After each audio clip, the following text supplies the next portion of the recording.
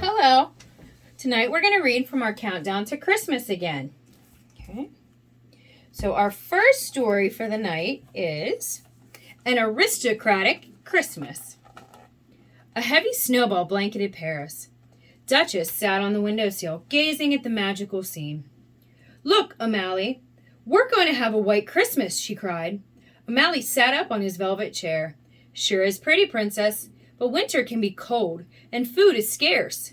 The very thought of going hungry brought down O'Malley's spirits. He was happy living in Madame's mansion, and his beloved Duchess and her 3 kittens, Berlise, Tulise, and Marie. But sometimes O'Malley felt guilty that he was warm and well-fed, while his alley cat friends scavenged in trash cans. It just didn't seem fair.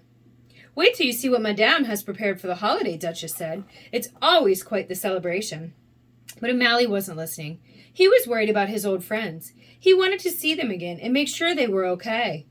By Christmas Eve, the whole house glittered with Christmas cheer. "Isn't Christmas magnificent? Duchess asked O'Malley. "Come, I'll show you the best part." As they entered the kitchen, a host of heavenly smells prickled O'Malley's nose. Spicy puddings, apple tarts, roast goose. "Now this could be the best part," O'Malley said. "What do you mean, could be?" Duchess said. O'Malley smiled mischievously. He had a plan.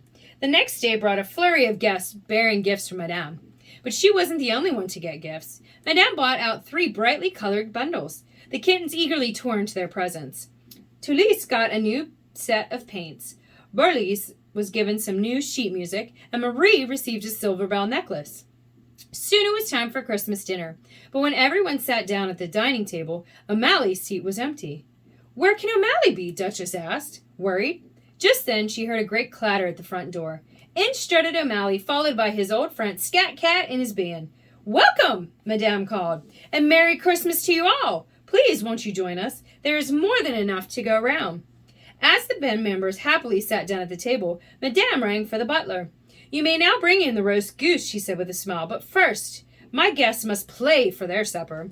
Madame knew Scat Cat and his friends never turned down a chance to play. They happily started with Jingle Bells before moving on to Deck the Halls. It was the jiviest jingling that had ever jangled on Christmas Day. Madame's guests were delighted. They were tired of stuffy dinner parties. This was the liveliest and most unique party they had been to in ages. "Now this is Christmas," O'Malley declared. And from the look of things, nobody disagreed.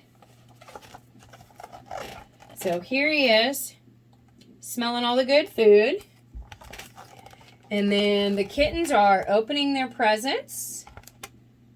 And then we've got the whole band down there.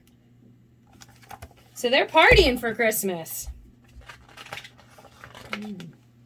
Flick's Christmas Invention. Christmas was only a few days away. On top of his normal work, the ant colony was preparing for the Christmas celebration. "We'll never get it all done," Princess Dot said. "Even if we do, everyone is so tired, no one will be in the mood to celebrate." "There must be a way to make it easier," Flick said thoughtfully. "Where does the most extra work come from at Christmas time?" "Well, we do spend a lot of time wrapping and decorating presents," Dot replied. Flick nodded. "I'll think of something," he promised. As the ant colony's official inventor, Flick worked hard to come up with new ways to make the ants' work easier. Dot knew if anyone could find a way to help the ants get through Christmas rush, it was him. On Christmas Eve, Flick showed Princess Dot and Queen Ada the gift wrapping machine he invented. "This will save us time and make our work easier," he said proudly. Dot smiled, but Queen Ada wasn't impressed. "That's what Christmas is all about," she said, "making an extra effort to please the people we love. Think of all you could have finished in the time it took you to make the machine." Before Flick could respond, Ada left the room. "Don't worry, Flick," Dot told him. "Wait until she sees this thing in action. Come on, let's start wrapping gifts." Word about his wrapping machine spread quickly. The ants were thrilled. Ada may not have been impressed, but the other ants were eager for help. They lined up to use the new invention on their presents. Flick carefully placed their gifts on the machine. His heart raced as he pulled the start lever and cranked the machine. In just a few minutes, everyone in the colony would be ready for Christmas. Suddenly, Flick heard a strange noise. Rip! The conveyor belt jammed, the twigs snapped, and the machine crashed to the ground. Our gifts! One of the ants cried. The ants grumbled as they walked away from the mess Flick's invention had caused. Now that their presents had been ruined, they had even more work than before. Flick hung his head. Maybe Ada was right, he said. You were only trying to help, Dot said. It's not too late, Flick. I have an idea how you can make it up to everyone. The next morning, Queen Ada and the ants found a curtain drawn across the colony's great hall. Flick was standing beside it, waiting for them. Merry Christmas, he said, pulling back the curtain. Come on in. Behind the curtain was the most amazing feast anyone had ever seen. Flick beamed. He had stayed up all night preparing his surprise, a Christmas feast with all the trimmings. He wanted to make up for the mess his invention had created. It was a lot of work, Flick said, but work is fun when you're doing it with friends. Flick smiled at Dot. At last, he understood the true meaning of Christmas. Ada had been right after all. So here's Flick and Dot talking about how to make things easier for Christmas. And then up here, we've got all the ants lining up to bring their presents to Flick to have them wrapped in his machine. And then because Flick ruined all the presents, he made them all Christmas dinner, all by himself. Okay. Ghosts of Christmas Past. It should have been a joyous time. It was Rapunzel's first Christmas since coming home to Corona. But Rapunzel was not ready for a happy holiday.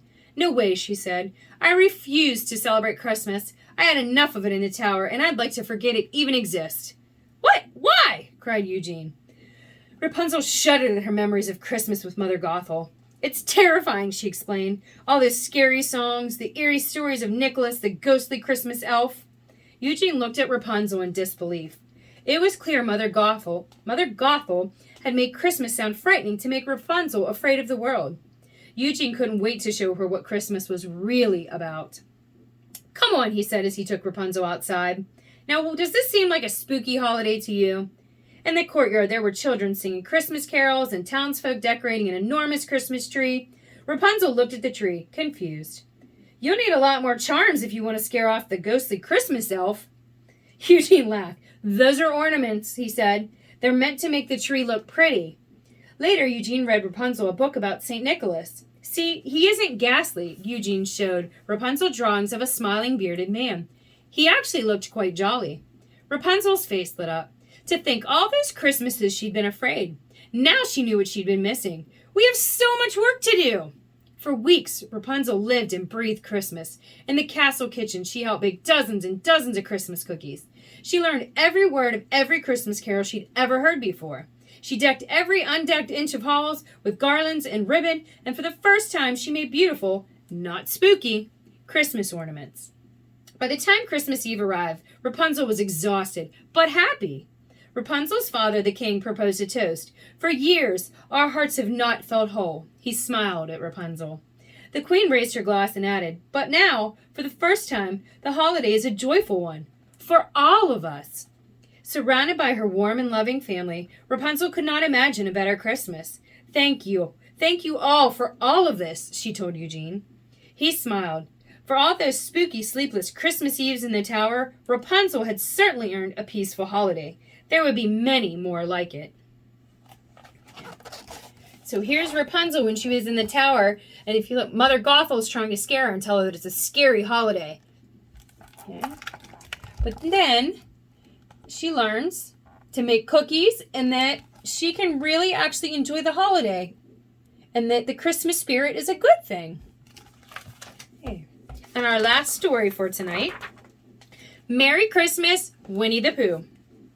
One snowy Christmas Eve, Winnie the Pooh looked up and down, in and out, and all around his house. I have a tree, some candles, and lots of decorations, he said, but something seems to be missing. Suddenly, a soft knocking sounded on Pooh's door. Perhaps whatever Pooh was missing was just outside. Pooh opened the door. A small snowman stood shaking on his step. Hello, Pooh, said the snowman in a shivery, quivery, but oh so familiar voice. I do like Christmas, but I wish my ears wouldn't get so very cold. Pooh invited the snowman in. After much melting by Pooh's cozy fire, the snowman looked looked less like a snowman and more like a piglet. My, said Pooh, happy to see his friend where there used to be a snowman. My, said Piglet, now warm enough to see Pooh's glowing Christmas tree. Are you going to string popcorn for your tree? I had popcorn and string, but now there's only string. That's okay, Piglet said with a laugh. We can use the string to wrap the presents you're giving. At that, something began to tickle the brain of Pooh Bear. I forgot the presents, Pooh exclaimed. Don't worry, Pooh, said Piglet, trying to smile bravely. It's the thought that counts. Soon Piglet left to finish his own Christmas preparations. Pooh didn't know what to do about the forgotten presents, but he did know where to find help. Hello, Pooh called, knocking on Christopher Robin's door. Come in, Pooh, said Christopher Robin, smiling. Pooh stepped through the door and looked around. What are those? He asked, pointing to some stockings hung by the fireplace. Those are stockings to hold Christmas presents, explained Christopher Robin. That reminded Pooh that he didn't have any presents or stockings. Christopher Robin couldn't help with the gifts, but he happily gave Pooh stockings for himself and all his friends. Pooh thanked Christopher Robin and hurried off to deliver the stockings. I will get presents later, Pooh told himself. The stockings come first. With a small note that said, From Pooh, he left stockings for Piglet, Tigger, Rabbit, Eeyore, Gopher, and Owl. Back at his own comfy house, Pooh said, Now I must think about presents for my friends. But Sleepy Pooh's thinking soon turned into dreaming. Next morning, Pooh was awakened by a big and bouncy knock at his door. Pooh opened the door. It was his friends. They began to thank him. No more cold ears with my new stocking cap, said Piglet. My stripedy sleeping bag is Tiggerific, exclaimed Tigger. So is my new carrot cover, Rabbit chimed in. Eeyore was particularly pleased with his new tail warmer. Something awfully nice is going on, said Pooh, but I'm not sure how it happened. It's called Christmas, Buddy Bear, replied Tigger. Then everyone gave their presents to Pooh, lots of pots of honey. Surrounded by his friends and his favorite tasty treats, Pooh had to agree. Christmas, what a sweet thought indeed. Okay, and that's it for tonight. Okay, everyone have a Merry Christmas.